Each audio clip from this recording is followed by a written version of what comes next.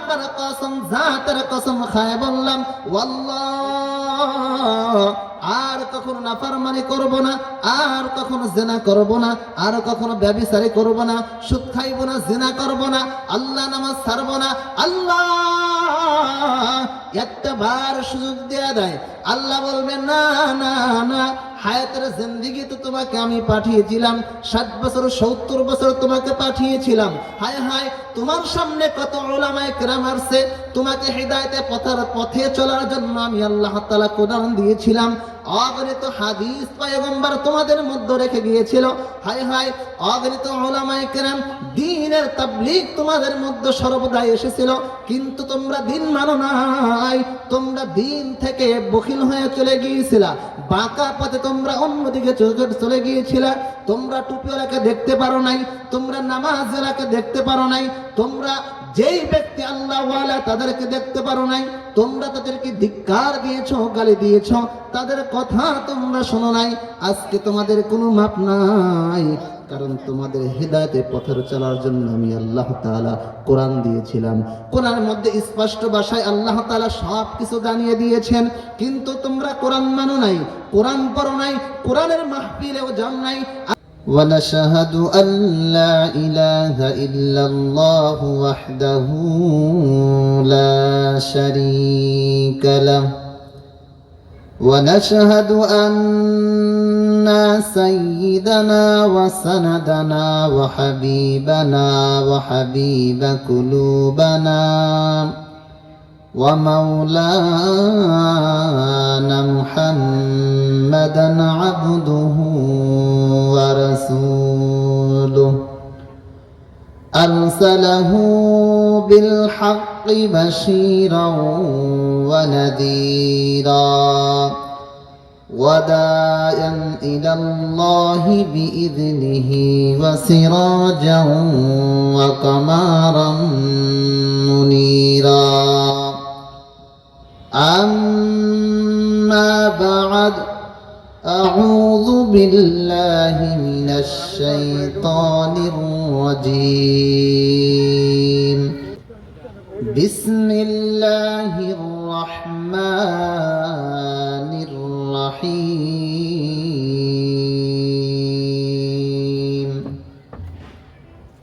منها خلقناكم وفيها نعيدكم ومنها نخرجكم تارة أخرى أو كما قال عليه الصلاة والسلام أول ما يحاسب به العبد يوم القيامة الصلاة أو كما قال عليه الصلاة والسلام من بنى لله مسجدا بنى الله له بيتا في الجنة شكل مرشد بولن بلغ العلا بكماله كشف التجى بجماله حسنت جميع خصاله صلوا عليه وعاله تاتيامات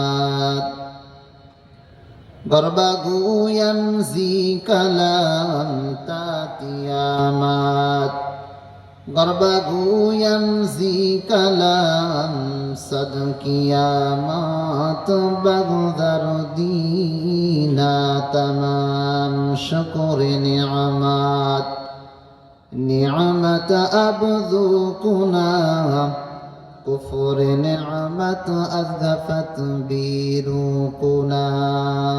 আলম বলেন, এই বান্দা যখন জাহান্নাম থেকে চিৎকার পেরে পেরে কান্না করবে, কিন্তু জাহান্নামের ফেরেশতা এরকম থাকবে যাদের চোখও থাকবে না, কানও থাকবে না, না তারা দেখতে পাইবে না তারা শুনতে পাইবে। মানুষগুলো কান্না করবে, বলবে ও জাহান্নামের ফেরেশতারা, ও জাহান্নামের ফেরেশতারা, তোমরা কি একটু আমাদের আযাবটা একটু মওকুফ করতে পারো না? একটু আযাবটা একটু কমাইতে পারো না? কিন্তু ফেরেশতারা থাকবে বদি, তারা কানেও শুনবে না, তারা চোখেও দেখবে না। আধা ফেরেশতা থাকবে, তারা কানেও শুনবে না, তারা আযাব অনবরত দিতেই থাকবে। আল্লাহ পাক রব্বুল আলামিনের পয়গম্বর সরকার দো আলম বলেন, মানুষগুলো এক পরিমাণ চিৎকার করে করে কান্না করবে, বলবে ভাই ও ফেরেশতারা একটু আমাদের আযাবটা একটু মওকুফ করে দেয়। কিন্তু না না, তারা শুনবে না, কারণ তারা চোখেই দেখবে না, তারা থাকবে বদি, তারা কানে শুনবে না, তারা শাস্তি দিতেই থাকবে। আল্লাহ পাক রব্বুল আলামিনের সরকার দো আলম বলেন, এই জাহান্নামী ফেরেশতা রব্বুল ইজ্জত ওয়াল জালালকে এই পরিমাণ ডাকতে থাকবে, আল্লাহকে ডাকবে, আল্লাহ জাহান্নামের আগুন থেকে আমাদেরকে বাঁচায়া দেন, আল্লাহ আমাদের আবার দুনিয়ার মধ্যে পাঠায়া দেন। আপনি যদি আমাদেরকে আবার দুনিয়ার মধ্যে পাঠায়, আল্লাহ আপনার কসম, জাতের কসম খায় বললাম, ওয়াল্লাহ আর কখনো নাফরমানি করব না, আর কখনো জিনা করব না, আর কখনো ব্যভিচারী করব না, সুদ খাইব না, জিনা করব না, আল্লাহ নামাজ ছাড়ব না। আল্লাহ একটা বার সুযোগ দেয়া দেয়, আল্লাহ বলবে না না না, হায়াতের জিন্দেগি তো তোমাকে আমি পাঠিয়েছিলাম, 60 বছর 70 বছর তোমাকে পাঠিয়েছিলাম। হায় হায়, তোমার সামনে কত উলামায়ে কেরাম আসছে, তোমাকে হিদায়াতের পথে চলার জন্য আমি আল্লাহ তাআলা কোরআন দিয়েছিলাম, অগণিত হাদিস পয়গম্বর তোমাদের মধ্যে রেখে গিয়েছিল। হায় হায়, অগণিত উলামায়ে কেরাম দ্বীনের তাবলীগ তোমাদের মধ্যে সর্বদা এসেছিল, কিন্তু তোমরা দ্বীন মানো নাই, তোমরা দ্বীন থেকে বখিল হয়ে চলে গিয়েছিলা, বাঁকা পথে তোমরা অন্যদিকে চলে গিয়েছিলা। তোমরা টুপিওয়ালাকে দেখতে পারো নাই, তোমরা নামাজওয়ালাকে দেখতে পারো নাই, তোমরা যেই ব্যক্তি আল্লাহওয়ালা তাদেরকে দেখতে পারো নাই, তোমরা তাদেরকে ধিক্কার দিয়েছো, গালি দিয়েছো, তাদের কথা তোমরা শোনো নাই। আজকে তোমাদের কোনো মাপ নাই, কারণ তোমাদের হিদায়াতের পথে চলার জন্য আমি আল্লাহ তাআলা কোরআন দিয়েছিলাম। কোরআনের মধ্যে স্পষ্ট ভাষায় আল্লাহ তাআলা সব কিছু জানিয়ে দিয়েছেন, কিন্তু তোমরা কোরআন মানো নাই, কোরআন পড়ো নাই, কোরআনের মাহফিলেও যাও নাই, আজকের এই রামারচরের মাহফিলের মধ্যেও তোমরা বসো নাই। আল্লাহকে বলবে, আল্লাহ আপনি মাফ করেন, আল্লাহ বলবে না না, গুনাহ যেহেতু করেই ফেলেছো, গুনার শাস্তি তোমাকে ভোগ করতেই হবে। তুমি যেহেতু গুনার কাজ করেছো, তোমাকে জাহান্নামের আগুনে জ্বলতে হবে। ফেরেশতা বলবে, আল্লাহ বান্দা আপনার জাহান্নাম থেকে মুক্তি চায়। আল্লাহ পাক রব্বুল আলামিন বলে দিবেন, ও ফেরেশতারা, আকাশ বাতাস তরুলতা সকলকে আমি সাক্ষ্য রেখে ঘোষণা জানিয়ে দিলাম, আল্লাহ তাআলা বান্দার তামাম জীবনের গুনাহ মাফ করে দিয়ে বান্দাকে জাহান্নাম থেকে পরিত্রাণ করে দিয়ে জান্নাতের মেহমান বানিয়ে দিব। সুবহানাল্লাহ। আল্লাহ পাক রব্বুল আলামিন পারে কি পারে না বলেন? আজকের মাহফিলে যদি আসতে পারি, বসতে পারি, আখিরি মুনাজাত পর্যন্ত যদি থাকতে পারি, বলেন তো আল্লাহ কি আমাদের উপর রাজি হয়ে আমাদের গুনাহ মাফ করতে পারে না? অবশ্যই পারে, কারণ আল্লাহ পাক রব্বুল আলামিনের একটা নাম রয়েছে গফফার। আল্লাহ বলে, বান্দা তোমরা গুনাহ করতে পছন্দ করো, তোমরা গুনাহ করো, গুনাহ করতেই থাকো, তোমাদের মজা লাগে। ও বান্দা শোনো শোনো, গুনাহ করা তোমাদের কাজ, তোমরা গুনাহ করতে যেরকম মজা পাও, আমি আল্লাহ একটা নাম রয়েছে গফফার। ও বান্দা শুনে রাখো, শুনে রাখো, তোমরা যেরকম গুনাহ করতে পছন্দ করো, আমি আল্লাহ তাআলা তোমাকে মাফ করতেই পছন্দ করি। সুবহানাল্লাহ। বান্দা গুনাহ করতে মজা পায়। বান্দা কি পরিমাণ গুনাহ করতে মজা পায়? গভীর রাতে দরজা লাগাইয়া রাতে ঘরের ভিতরে গুনার কাজ করে ফেলাইয়া দেয়। বান্দা পানির নিচে ডুব দিয়া গুনার কাজ করে। গভীর রাত্রে সকল মানুষগুলা শুয়ে রয়েছে, বান্দা গুনার কাজে লিপ্ত হয়ে যায়। কি মজা বান্দা পাওয়া যায়! আল্লাহ বলে, বান্দা দুনিয়ার মধ্যে মানুষ শুধু রাত্রে গুনাহ করে না, রাত্রে গুনাহ করে না, কিছু আমার আশিক এরকম রয়েছে, এই বান্দাগুলো গভীর রাতে তাহাজ্জুদের মুসল্লায় দাঁড়া যায়। এই বান্দাগুলো তাহাজ্জুদের মুসল্লায় দাঁড়া পরে আলহামদুলিল্লাহি রাব্বিল আলামিন আর রহমানির রহিম মালিকি ইয়াউমিদ্দিন ইয়্যাকা না'বুদু ওয়া ইয়্যাকা নাস্তাঈন ইহদিনাস সিরাতাল মুস্তাকিম সিরাতাল্লাযীনা আন'আমতা আলাইহিম গায়রিল মাগদুবি আলাইহিম ওয়ালাদ-দাল্লিন।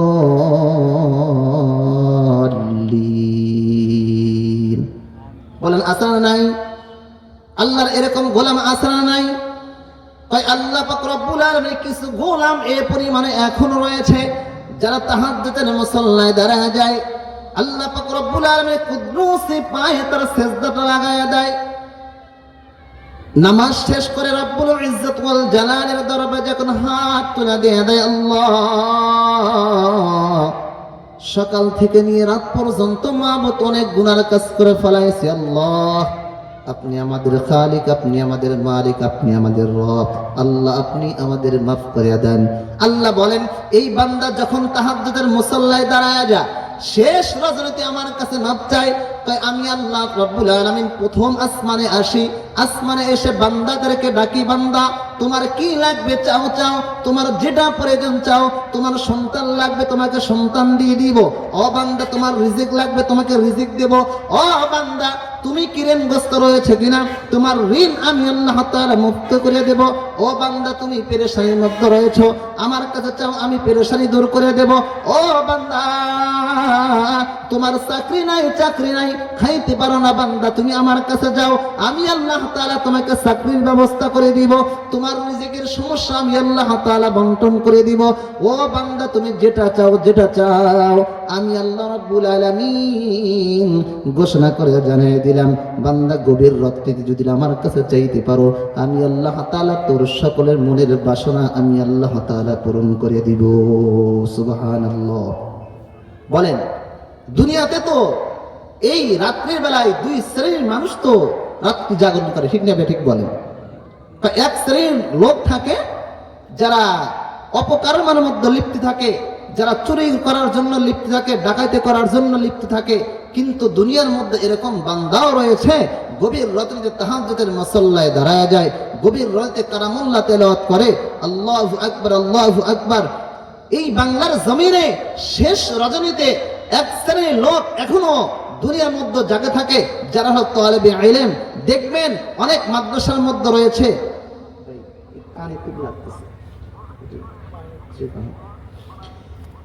দেখবেন মাদ্রাসার মধ্যে গুলো যাবেন, যাই দেখবেন এই বান্দাগুলো ছোট ছোট বাচ্চা, কচি কচি বাচ্চা, মাসুম বাচ্চা তাহাজ্জুদের মুসল্লায় দাঁড়ায় যায়। সুবহানাল্লাহ। বান্দাগুলো দেখবেন রাত্রি কনকন শীত শুরু হয়ে গেছে, কিন্তু এই ছোট্ট ছোট্ট বাচ্চাগুলো সুন্দর করে উযু করায় নাই, উযু করার পর তাহাজ্জুদের মুসল্লায় দাঁড়ায় যায়, তাহাজ্জুদের শেষ করে রব্বুল ইজ্জত ওয়াল জালালকে খুশি করার জন্য তারা আল্লাহ তাআলা কালাম খুলে তেলাওয়াত করতেই থাকে। সুবহানাল্লাহ। দেখতে পাবেন আল্লাহু আকবার আল্লাহু আকবার। কিছুদিন পূর্বে নেটে দেখলাম যে আল্লাহর এক ছোট্ট বাচ্চা, মাসুম বাচ্চা গভীর রজনীতে রাত্রে উঠেছেন, উঠা যখন ওযু করলেন ঠান্ডার ভিতরে, ওযু করার পর এই বান্দা তাহাজ্জুদের মুসল্লায় দাঁড়ায় গেছে, তার সাথে সঙ্গী হলো তার পাশে যখন তাহাজ্জুদ পড়তেছে, তাহাজ্জুদ পড়া অবস্থায় এই আল্লাহ তাআলার বান্দা দুনিয়া থেকে চির বিদায় নিয়ে চলে গেছেন। সুবহানাল্লাহ। সরকার দো আলম বলেন শ্বেত চিত্রটা, এই শ্বেত চিত্রটা যেহেতু বান্দার নামাজের মুসল্লা হয়ে গেছে, সরকার দো আলম বলেন শেষ চিত্র যার যে হালতে মৃত্যুবরণ করবে কাল কিয়ামতের ময়দানে আল্লাহ পাক রব্বুল আলামিন এই চিত্র অবস্থায় তাকে রব্বুল ইজ্জত ওয়াল জালালের দরবারে দাঁড় করিয়ে দিবে। সুবহানাল্লাহ। তাহলে এই আল্লাহ তাআলার বান্দা মাসুম বাচ্চা নামাজ পড়তেছিল, তার সাথীগুলো তলবে ইলমগুলো যখন নামাজের মুসল্লায় দাঁড়ায় গেছে, সকল মানুষ নামাজ পড়তেছে, এই বান্দা নামাজ অবস্থায় সিজদা অবস্থায় দুনিয়া থেকে চির বিদায় হয়ে গেছে। হায় হায়, তার খুশ নসিব কতই না ভালো, তার মা তার কতই না সৌভাগ্য মা, তার বাবা তার কত সৌভাগ্য বাবা, যেমন একটা সন্তান দুনিয়ার মধ্যে দিল, যেই বান্দা সিজদার হালতে মৃত্যুবরণ করলো। আল্লাহর সরকার দো আলম বলেন যে এই বান্দা কাল কিয়ামতের ময়দানে সিজদার অবস্থায় আল্লাহর সামনে দাঁড়াবে। সুবহানাল্লাহ।